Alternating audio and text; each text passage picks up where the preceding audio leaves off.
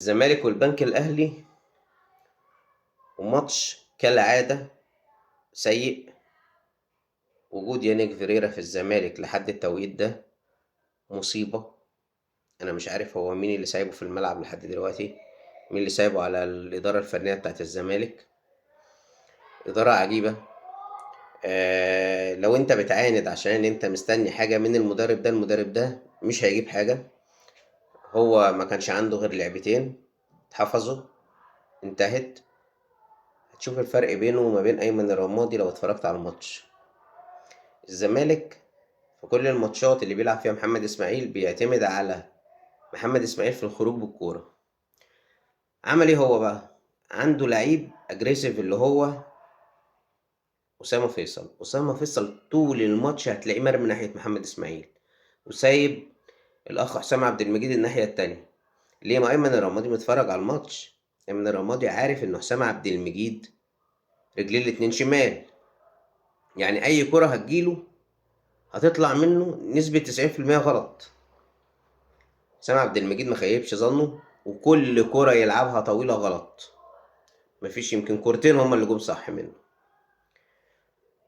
الماتش الزمالك بدأ لعب برضو الغريب بتاعه، ما انا مش شايف فيه حاجة يعني حلوة، الا ناصر ماهر كان بيتحرك وكان بيعمل ترنات والحاجات اللي هي بتاعت جمال حمزة زمان. اول ما ناصر ماهر في الشوط التاني تعب ما بقاش فيه زمالك. معنى كده ان مفيش مدرب، انت معتمد على لعيبة معينة هي اللي تشغل لك الفريق. اللعيب ده عطل، خلاص الفرقة كلها عطلت.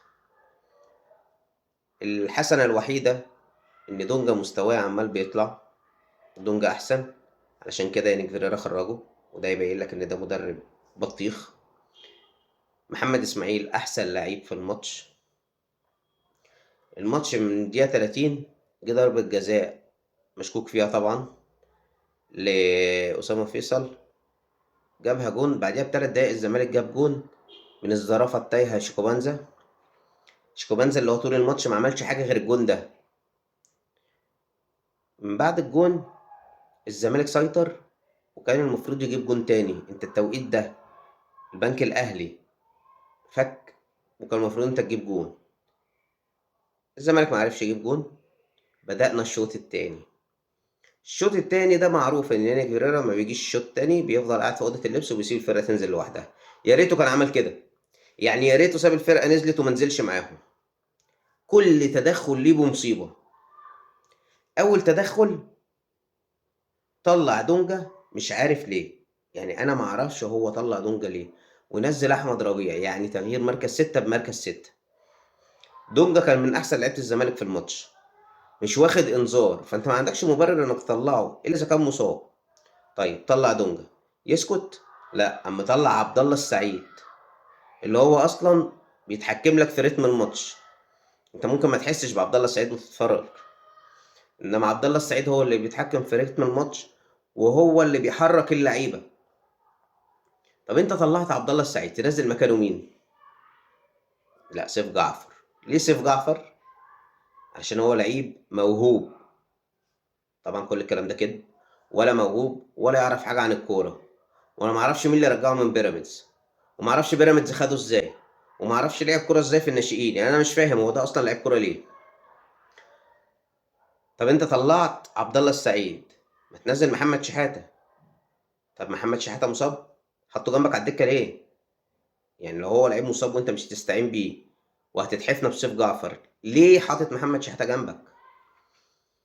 على الاقل محمد شحاته لو نزل لعيب عنده حماس وعنده روح وهيعرف يجري يغطي لك مساحات ملعب، اللي ما شاء الله من بعد ما انت عملت تغييراتك المتخلفه الملعب كله اتفتح، وكان البنك الاهلي ممكن يجيب جون فيك. فيريرا لقى نفسه احتاس ومش عارف يعمل اي حاجه، قام باصص حواليه كده قال لك اما اشوف مين اللي يلعب.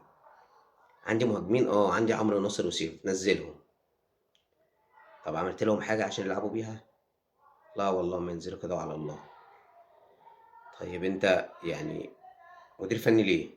وعلشان يكمل طاجن العك، يعني كان الحكم لازم يبقى سيء والمذيع يبقى سيء.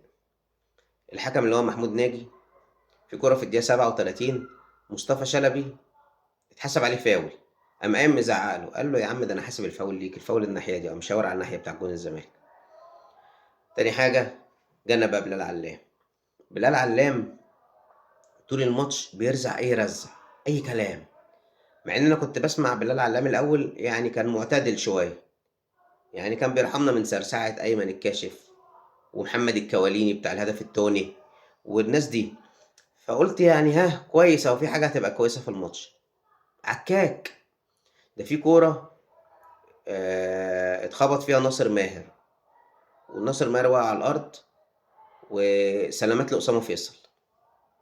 مش عارف، ما فهمتش، يعني ناصر ماهر اللي هو على الأرض وبيقول سلامات لأسامة فيصل. وبعدين سيف جعفر خد كرة من نص الملعب، عمل كرة طويلة طلعت بره، قال لك وباصة هايلة من سيف جعفر.